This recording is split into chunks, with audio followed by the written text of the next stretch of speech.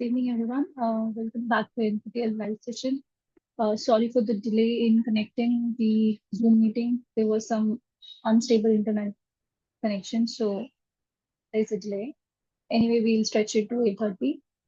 So today's class is about the summary of all the three classes that we have taken so far, because we have covered so many topics. So we will go back through the basic concepts of what we have covered.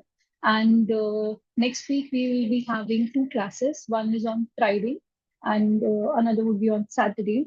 And in those two classes, we will be covering the rest or left out chapters. And com compiling with that, and we will also take up the problem and assignment questions. So today is your time where you can ask any questions, any query, if you have your doubts regarding the assignments or the concepts that we have covered. Please let me know because the exam is soon, so we have to cover before we move to the exam points. And uh, to just give you a heads up, the exam questions would also be in the similar manner that we are having the assignment. Yeah, the difficulty level could be increased because this is just for your understanding and perspective, where we are giving the questions related to what you have learned. And then you have to use those concepts to implement on to the other problems. So try to solve as many as problems. And if you feel any problem, besides these classes also, you can write to us at any point of time and we will be happy to answer you. So we will wait for a few more others to join because it's already 6:30. And after that, we'll start the session, like the summary. Thank you.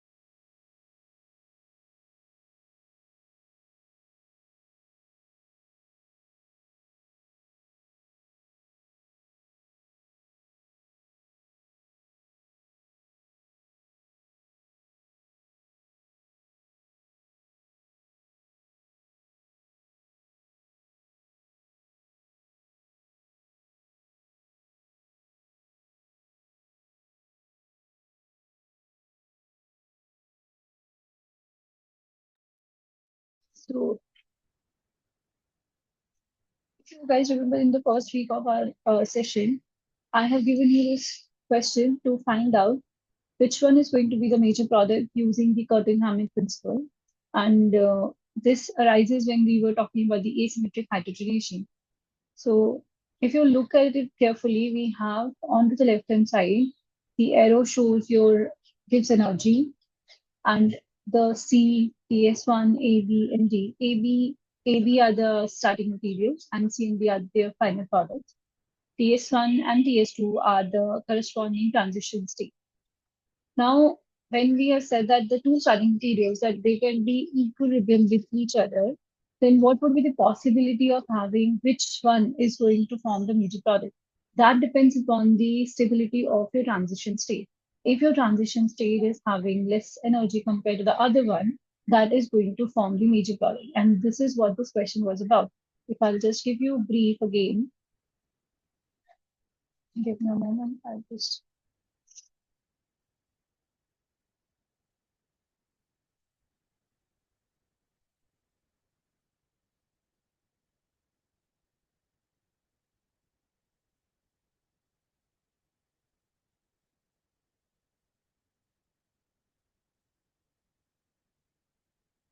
so the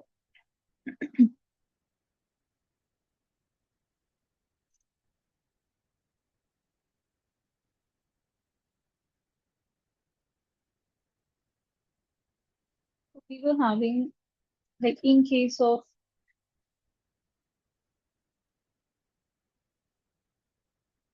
asymmetric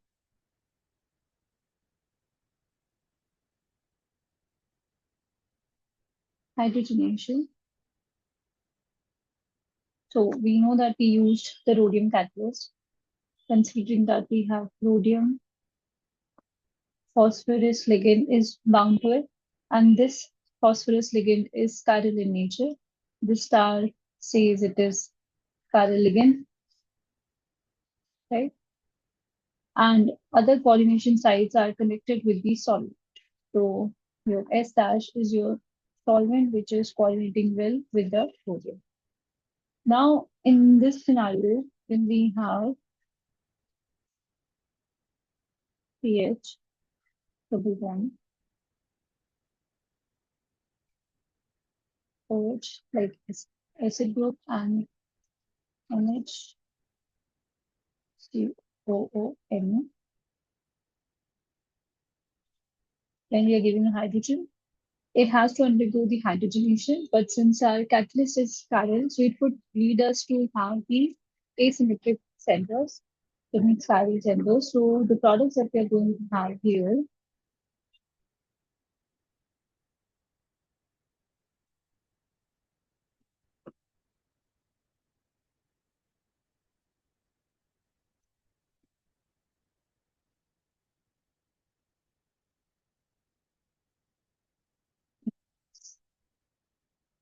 so we are having the substrate as, okay, so these are our two centers where the H and H is going to get coordinated, right?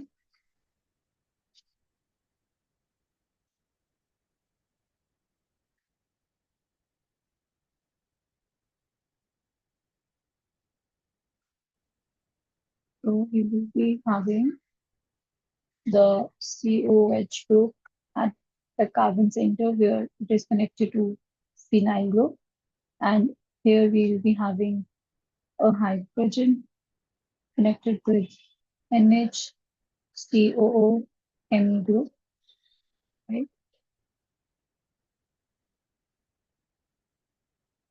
So this is one isomer, which is the F isomer.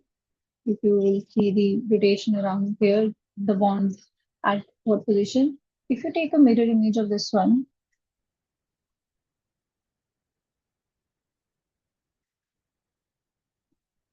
so it would form NHCOOM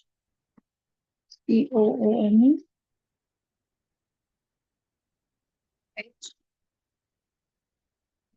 and C. This is your R isomer. And out of these two, we found out that this is your major product and this one is your minor product. But how it was possible, like looking at the mechanism of this reaction, it wasn't seen to be that S isomer would be the major product, but its transition state that was involved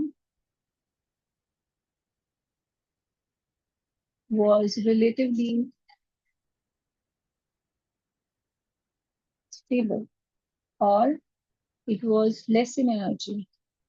Because of that scenario, and when we use the Hammond principle, quantum Hammond principle, there we got to know that it is working. Similarly, in this case, if we have the two possibilities and those two possibilities are equilibrium in each other, then we have to look into the energies of the transition states. And very clearly, the transition state TS2,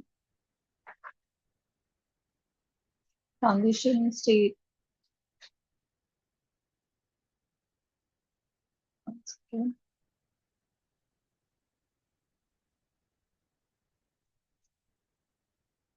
very clearly, the transition state 2 is having lesser energy than transition state 1.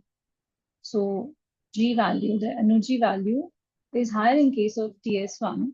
Therefore, TS2 is more stable, which leads to the D as the major product. Major product meaning whatever the transition state is more available, more stable, that would lead to the formation of its product. Therefore, there the Tin Hamilton's full words, and it's very nice principle, a beautiful principle which helps us through to define like which one would be the major and the minor product. So So, yeah, this was the question that we discussed in our first session. Also, the other assignments that we had talked about, like find out the product, which one is going to be, this is the same thing. And then we chose the right combination about the carbines and the graph catalyst, then followed by if which one would be the best catalyst if we are having a function group like acid, aldehyde, alcohol. And the last question was regarding like so the catalyst that basically we were talking about. So let's look into the topics that we have covered so that it will be helpful for us to even more better understand this. So we started with the asymmetric hydrogenation. So we defined and split the terms into two. One is asymmetric, other is hydrogenation. Asymmetric relates to the chirality. That means a center which is having all the groups connected to it different. And that means there shouldn't be any plane or invergent symmetry. Hydrogenation, meaning that if you're taking an unsaturated system, that can be converted to a saturated system in presence of a hydrogen gas.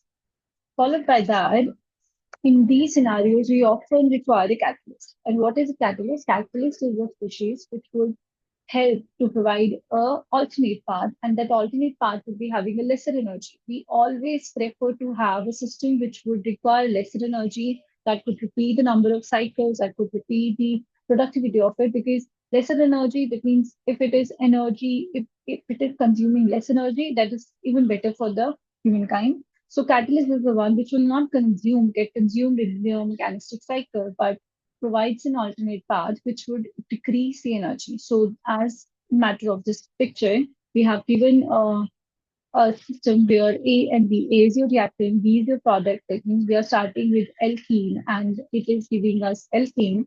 And this is non-catalytic path. If you consider that it's a 400 kilojoule per mole, just for example, we are taking that in that much energy it requires, which can come from the heating, which can come from electrochemistry or whatever.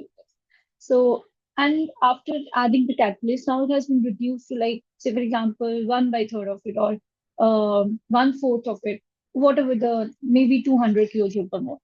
So it has reduced to like two times of that. So even efficient catalyst can reduce the energy even further. So there, the role of catalyst is very important. So in this regarding, when we are talking about the asymmetric hydrogenation, we have the first and the foremost catalyst in mind, which is shock Osborne catalyst. This is basically a rhodium-based catalyst, and the rhodium is connected and having phosphine-based ligands in the environment to increase the electron density onto the system as a group. And where we have an alkene, if you see that it's a bridged Norborine kind of system where we have an alkene over here, and after treated with hydrogen and rhodium catalyst, presence of catalyst, it is giving us a cyclic alkane.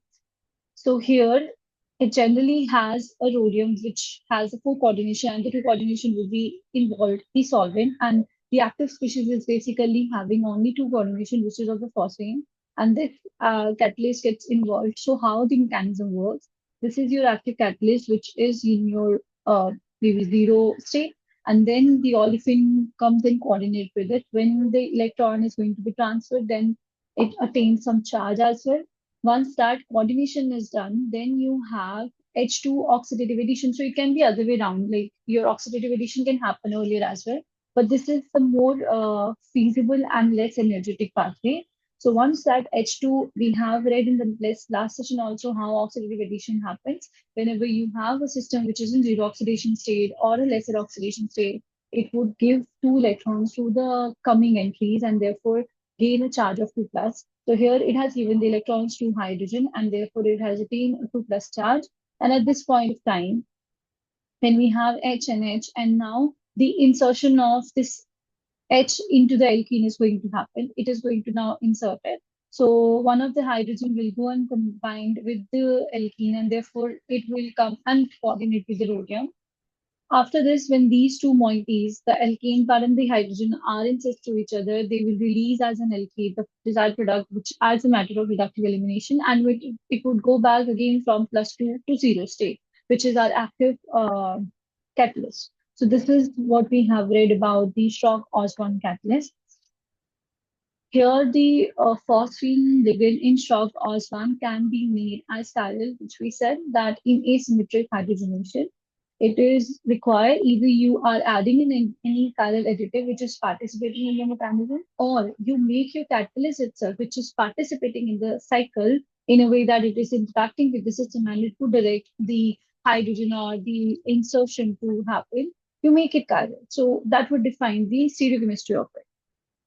Now, how we can make it parallel? So this is an example where we have a phosphine group and CH2 bound with it. It's a diphosphine system, which is non-chiral, right? Now, once we have substituted it with aryl and other phenyl, so it has become a chiral system. It can be anything, like you take a substituted phenyl group, or you have a binat system. So naphthalene system, which is having different substitutions, that can also work as your chiral. Now, in this scenario, if I am taking a example where I need to have the hydrogenation to be done, now it will end up giving us the two types of system, be it one R isomer, S isomer, because we have already introduced the chirality in our catalyst. As I mentioned, that isomers in asymmetric hydrogenation could be R isomer, S isomer, which are the mirror images of each other, followed by this example we just read about, that when we have this kind of substrates and we have these centers where the hydrogenation has to happen, and this can lead to have S and R based on looking onto the substrate and the mechanism. We thought that okay, S isomer can't be the major isomer, but it is actually because the transition state was less in energy. As I mentioned, that if A and B, there are two possibilities. The A, if you consider that S isomer starting thing, and B is the R isomer starting thing, the transition state which is involved for A is having lesser energy compared to the transition state 2. That's why it has happened. So followed by that, after talking about the shock Osborne catalyst, we move to the metal taggings, which is even more important subject. So I would request you to first just go through your notes one more time regarding the shock Osborne. If there is any doubt, please let me know. Then we can move ahead with the metal tagging.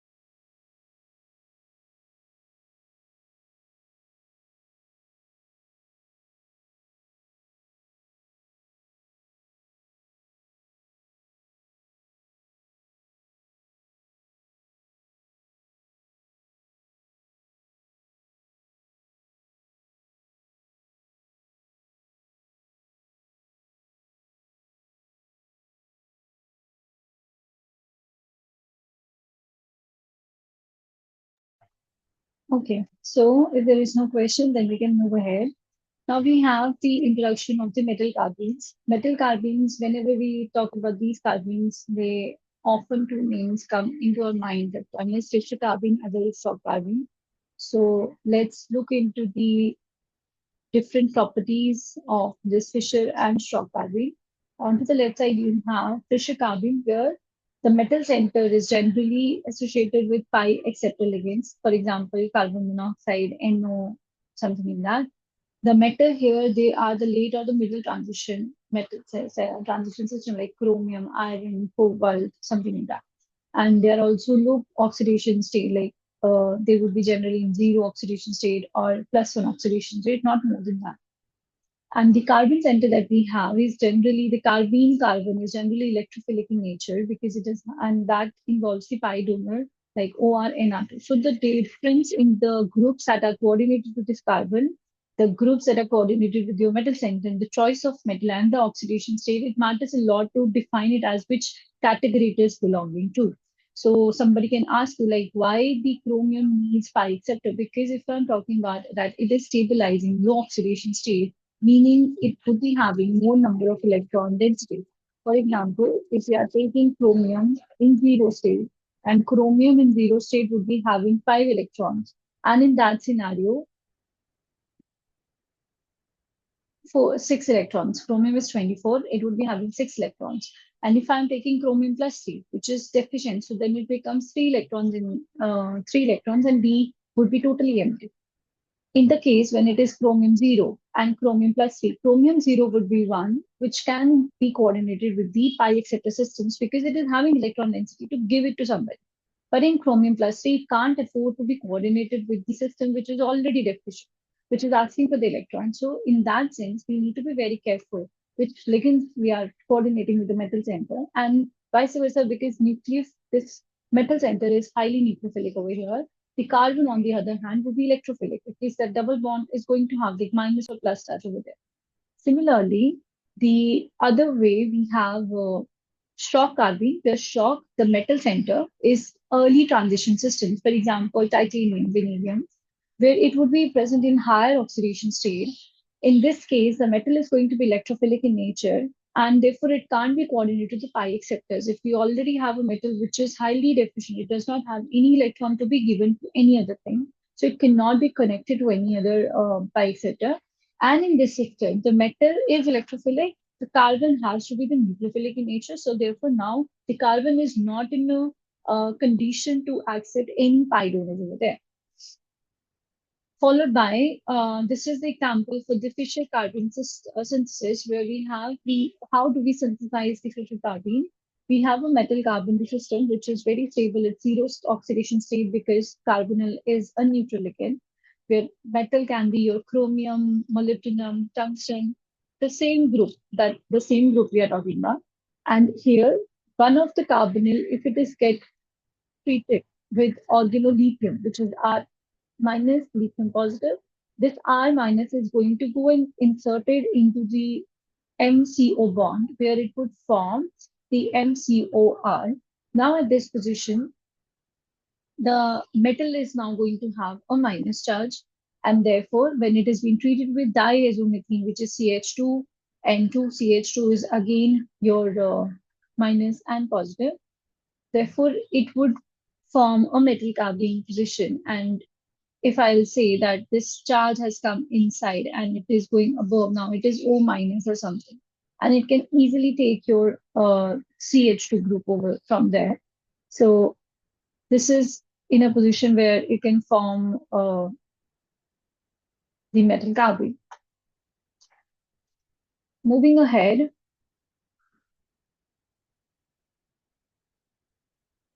now how the shock carbon is synthesized. It was not intentional to make the shock carbene because the treatment of this uh, tantalum chloride methyl 3 with lithium organolithium, it actually, it was expected to form this one, but it gave us this carbene, which turns out to be a shock carbene. And the other forms of shock carbene is like Ti, which is connected to the CH2 or CH2. You can see here it is plus 4 state. Here also it is plus 4 state. So it actually belongs to the higher oxidation state values. The another category that we have a kind of a metal carbene, but ruthenium-based carbene, which is having PCY3 like cyclohexyl group phosphines and chlorine, and it is having nucleophilic center. So it is just generally a shock carbene category because here the carbon is nucleophilic and ruthenium is electrophilic because two charges coming from chlorine and two charges coming from carbene. So what are the applications of these systems that we have read so far? One is the olefin metathesis, the other one is carbonyl olefination. First, let's see the olefin metathesis. In olefin metathesis, when we are taking the two different types of olefins, like one is R, if I'll say R1, R2, this is R3, and this is R4. Now, in this one, what really happens is the one part of the group of the olefin is going to connect it to the other part of the olefin, and that would make a new olefin. Uh, for example, here, so if I have R1, R2, R3, R4. So in olefin metathesis,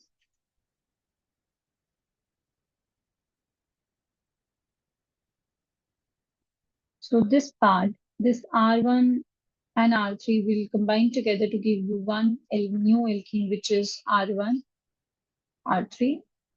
And the other one, this R2 and R4, it will combine to give you R2 new alkene. So we actually end up getting R1, R3 plus R2, R4.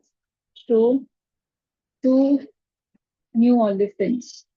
So this is the beauty of the olefin metathesis. We can design new olefins by a combination of two different alkenes. The second application that we looked into thing is was carbonyl olefination. If you are starting with a ketone system or any carbonyl system, and we are treating it with olefin in presence of the metal catalyst, it would firstly the metal catalyst is going to make a carbene, the carbene with the olefin, the new system, and then it would form metal oxide would go as a side product, and we will get a new olefin that is called as carbonyl olefination. As I said that we were talking about olefin metathesis, it is having a number of types, like just simple metathesis, then ring closing, ring opening metathesis, polymerization method. So all these types, we are talking about the ring closing. So if you see, we have a two ring closing metathesis can be also called as intra-system, where we have two olefins in one system and that would get coordinated to each other, connected to each other, and therefore it would give you a closed ring and followed by another side product. So here we have two centers. These can combine together to give one olefin, which is a ring closing, and followed by the other two parts which would connect together, give you a ethene. So what is the mechanism of this reaction? So firstly, when we have a metal carbon, we are not designing the full metal catalyst. You can consider the shock carbon for this one or the Krebs catalyst. We have a metal carbon. Firstly, this metal carbon will coordinate or interact with this CH2 bond, making a four-membered ring having a metal inserted inside. It would release, when it would undergo rearrangement, it would release a CH2 CH2 and it would form again M double bond. As I was mentioning, we are starting with metal catalyst here, metal carbene catalyst. It generates a new metal carbene over here. So that is very important because actually it is directing the reaction to go in this the particular phase. Now again, these two will interact with each other. This will get closed, and therefore we again get a four-membered ring, followed by the arrangement, and you will end up getting regenerating your regeneration of your catalyst and the product.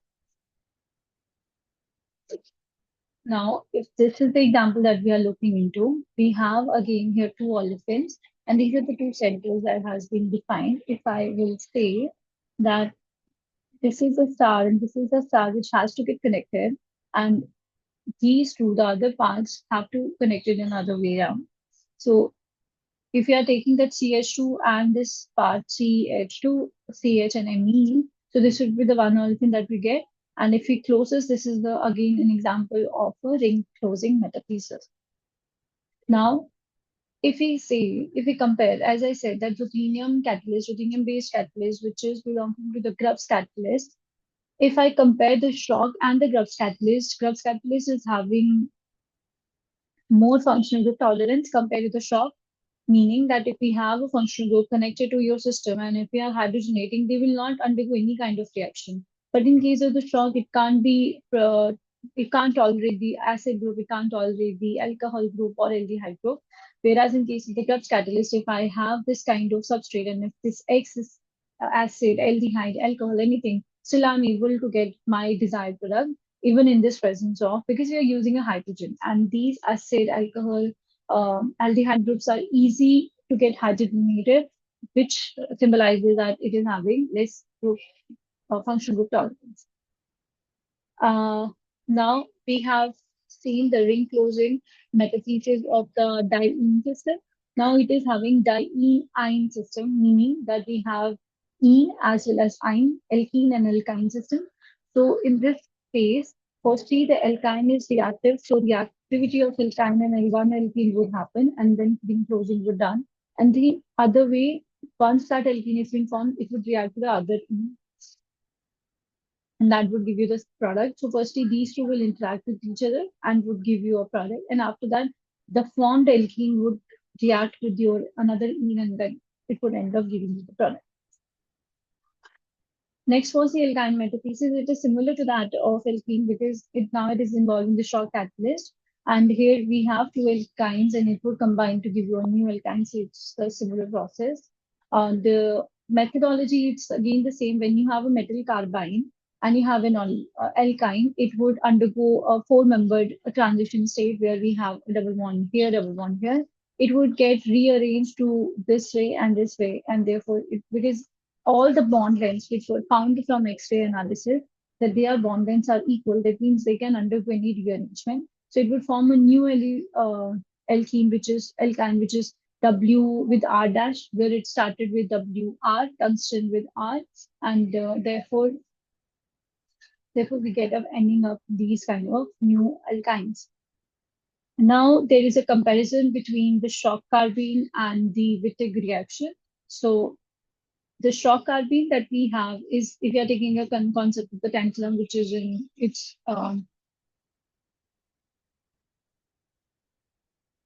+1 oxidation state, I believe, or +5, sorry, because 3 is coming from here and 2 is coming from here. It belongs to the vanadium group, so +5. Now, when it goes, since it's an electrophilic, the charge is, this carbon is nucleophilic, it is having minus charge. Similar to that, we have a Wittig reaction where the phosphine alkene group, it stays like this way. So if you see that this is resembling the charge separation, so if I'll say that we have this phosphine group and we have a carbonyl group, it actually makes uh, it actually attacks on to your center like this way. The oxygen takes up the negative charge and PPHG connects to the this H and R1.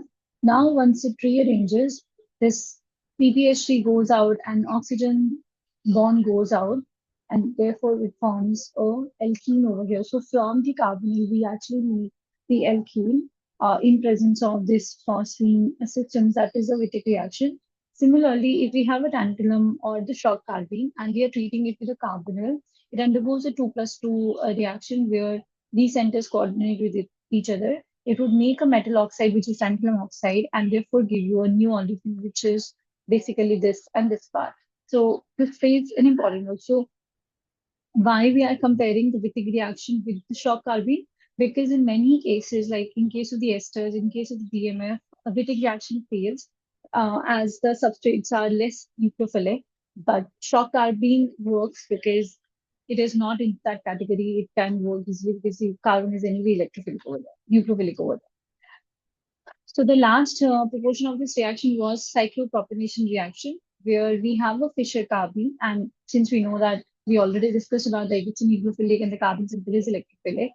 So Fischer carbene as the carbonyl equivalent, can we consider that? So again, when we change the we give charge separation, metal gets a negative charge, meaning it is nucleophilic in nature, and the other part is electrophilic, which makes it like a center like M. And when R minus comes and interact with oxygen, it becomes a plus over there. So now if I have this system where M can be my metal, N can be my any other system. So if A is oxygen, that means it's a carbonyl system. And therefore the rotation of this XO bond, this particular system, if X equals to O, then this particular bond, which is the rotation barrier, if it is 12 and 18 in case of the oxygen, in case of the chromium CO5, it is 14 and 25.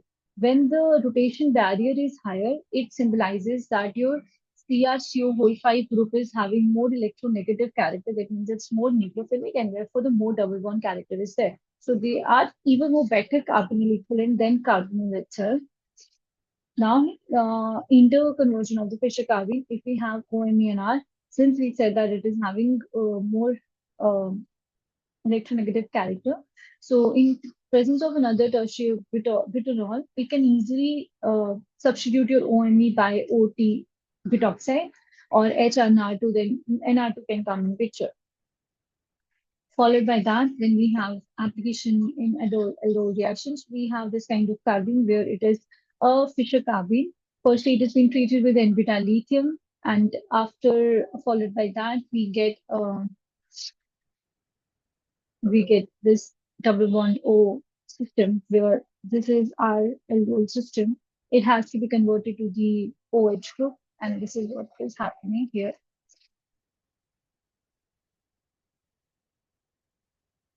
Now, the catalytic cyclopropionation, as we said, that we have methyl and methyl, and here when we are using a carbon catalyst, it would form a new cyclopropane group over there, and this can happen commonly in the presence of the catalyst palladium 2, rhodium 2 for rhodium 2 with copper iodide, and for diazoester, palladium 2 in case of the diazomethane.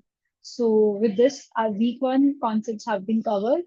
This is a lot to grasp. If there is any question, we'll wait for 2 minutes for you to get settled with these concepts, and then we can start with the week two summary. Thank you.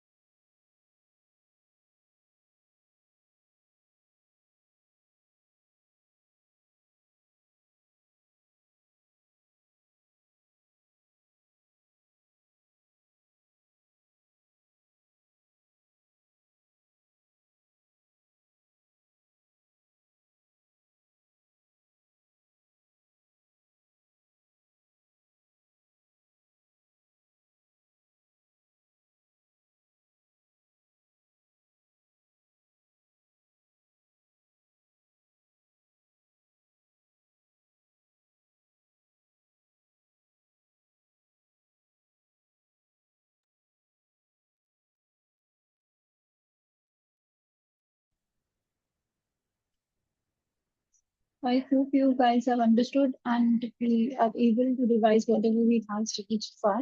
So the week two session that we are going to start now.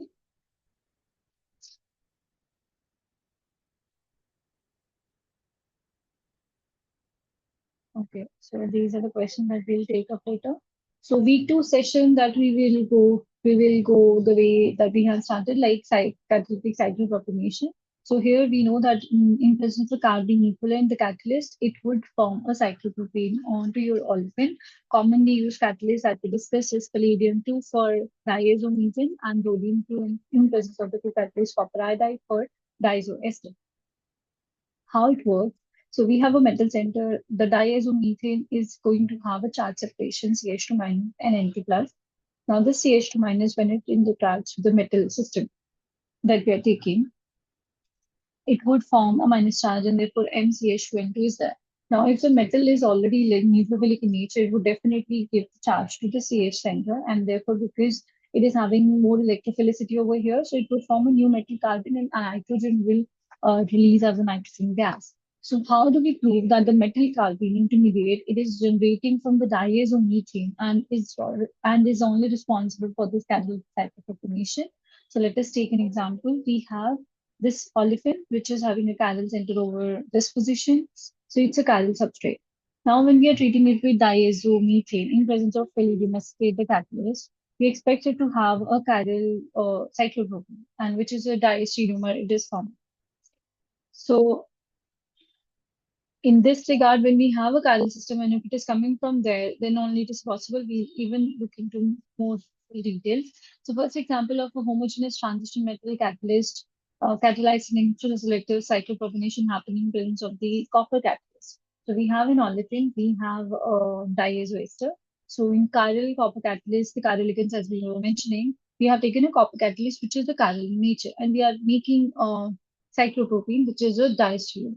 Now, in this case, we have two potential carbenes. One, which is coming from the interaction of metal with the diazoester or the diazoester on its own because it can easily release the nitrogen and form a free carbon. So we have a free carbon, we have a metal carbon, which is chiral in nature. So if it is inducing chirality in your system, then only it is possible if it is coming from this system. So uh, as I said, that we end up getting a chirality over here, which was possible if the metal carbene, which is generated from the copper and the diazoester, it is involved. Otherwise, chirality has no chance to be induced over here if we are the carbon is generating from the free carbon. So this is the solution for it.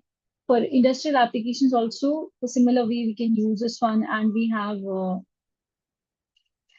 a diazoester in presence of a chiral copper catalyst. This kind of moiety, which is cyclopropane system, it is used in the formation of celestine, which is an antibiotic. So this is the industrial application. So far we have seen the asymmetric and normal hydrogenation with using shock correspond catalyst. We have also seen the metal carbenes. We have also seen the metal carbenes, which are Fischer and Stock carbenes. And we are seeing the potential applications. We talked about the Grubbs catalyst. And now we have also seen the catalytic cyclopropionation, where the copper-based systems are treating it with diazester, palladium systems treating it with diazomethane. There also carbene is involved, but the mechanism is a bit different. And to prove whether it is coming from the metal carbene or it is coming from the free carbon that also we saw. Now, after that, we have a very, very important topic in hand, which is the various CC bond formation reactions. So this we have to think, and as I mentioned in my earlier classes also, that the name of these reactions is very, very important. So generally, palladium catalyzed CC coupling reactions we have seen synthesis of C bond, which can be sp3, sp3 bond also, which is very difficult to form, but we can achieve that using these reactions. Sp2, sp2, carbon bond, which seems to be very difficult to be formed, but using these coupling reactions, we can achieve that. So the general coupling reaction involves it can be halide or it can be anything else also because it can be X can be halide, it can be OTF, triplet system, it can be Say, for example, what are the other systems like OAC or something like that? So any leaving group, which is good leaving group over here, which can go up. So we have an RX, and R is the substituent that we want to get connected to our particular system. So then we have a coupling part. So we want this R and R dash to get connected, be it FP2 or SP3, SP3. We want to get it connected. And this can be possible in presence of a palladium catalyst. So based on that, if I say that keeping X as common, which is for anything, and R can be varying from depending on like capability of different reactions. It can be aryl, it can be vinyl, it can be alkyl as well.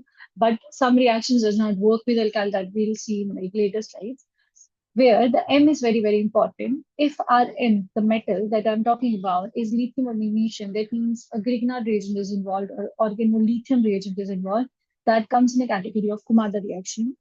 If it is a boron, organoborane compound, then it is called Suzuki reaction. Based on, I'm not saying like these are the only requirements, but this is the main thing that we are looking into just to remember and recognize which kind of new reaction we're talking about. If it is tin, then it is still a reaction. If it is zinc, then it is Negishi reaction. If it is silicon, then it is Hiyama reaction. So these are the named cross-coupling reactions that we have in hand.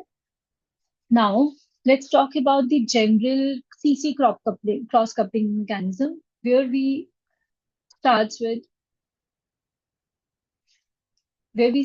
the palladium, and even if you're using a palladium plus 2 or acetate or any other thing, it has to get to the palladium 0 because palladium 0 is your active state.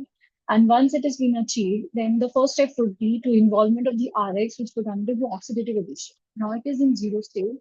Once it undergoes the oxidative addition, it would inculcate the R and X that coordinates with the palladium because it is giving the electrons to both R and X and forming a bond with them.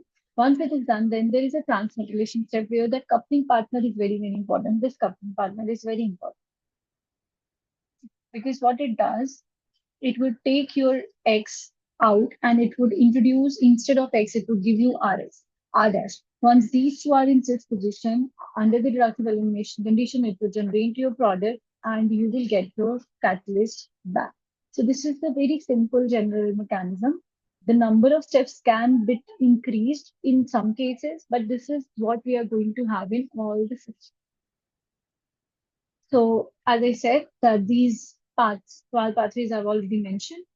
Now, the transmetallation step is very, very important. It's a crucial step, and it often works via sigma bond metathesis. Metathesis we have already seen in previous slides. So if we have a palladium X, which where we said that L and palladium R and X is there. So we are talking about this palladium X bond, and we have an R dash M bond, which is a coupling partner. Now, what really happens? They undergo a transition state, which is a four-membered system.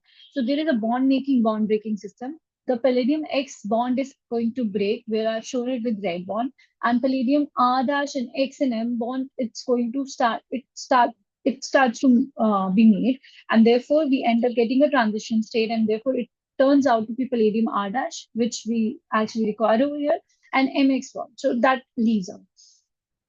So let's start with the first reaction, which is the Kumada coupling reaction. In 1972, we got this thing, and this was the first ever reaction that we saw as a CC coupling, where it started by using organolithium or Grignard reagents. Organolithium meaning R dash Li, where R is having minus charge and lithium is plus one. When Grignard reagent is there, again R is minus, magnesium is plus two, where plus one is coming from the bromine. Now, when you have this system, the R and R dash is going to connect it. Now, let's see. The common catalyst that has been seen in this particular scenario is palladium PbH4, or we can have Cl2, then it has to leave out the Cl2, then because right now it is in +2 state, it's 0, then it has to go to a palladium 0 by leaving out the Cl gas. Again here, it also has to go to palladium 0, which is the active form, because this can't help to Rx to come and coordinate with the palladium because it is already in +2 oxidation, it can't go to +4. And that would be stable also. So the active catalyst over here is palladium 0 and not palladium 2. So how it will generate? If we are starting with palladium 2 plus, Cl2 or acetate or anything, and we are using that organolithium, which we will be using little acid, because what it does, it would give your system as LiCl will go out and both R and R dash would coordinate. And this R and R dash can also come as a side product, making a alkene bond, and then your active species would be palladium zero. So here it is always better to start with palladium zero, and if not, then we can use little axis of our organo or the coupling reagent. Now, the one example that we have an olefin. If you see, this is the vinyl system, where we have a bromine directly attached to this one, and we have an n-butyl MgCl, which is a glutinal region, and using a palladium plus 2 system, which will make a palladium zero as active system. Now you want to add this n-butyl. This is your R dash group. This is your R group, and these would couple to give you this particular product. So now, if you realize, this is a CC bond, and it is retaining the trans conformation, so it would definitely give you a transsymmetry with the 90%, more than 90% E. Now, selectivity between E and G. So this meeting would be ending up in 10 minutes. We will rejoin this session. We can end this now and then we can